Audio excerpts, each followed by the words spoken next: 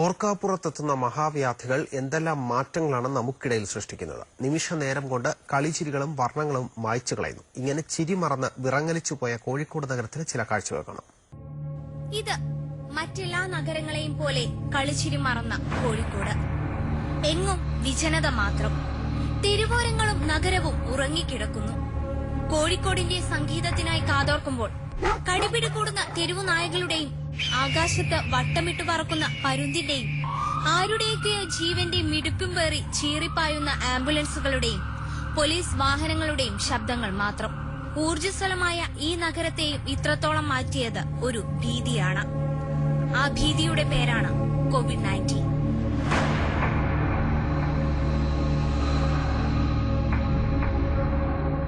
ഒരു തെരുവിന്റെ കഥ പറയുന്ന മിഠായി തെരുവ് ഇന്ന് പകലിന്റെ മയക്കത്തിലാണ്.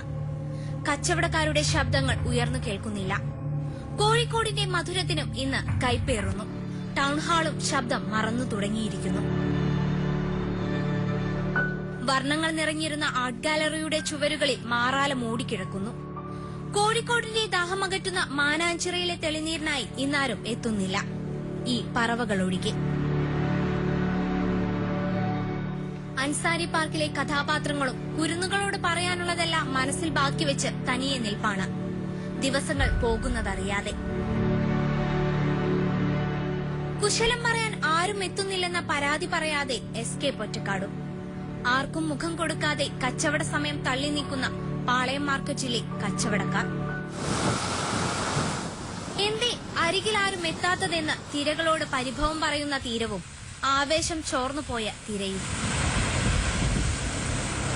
പുളിയും മധുരവും കലർന്ന ഓർമ്മകളും മൂടിപ്പുതച്ചുറങ്ങുകയാണ്, ഇനി എന്നുണരുമെന്നറിയാതെ.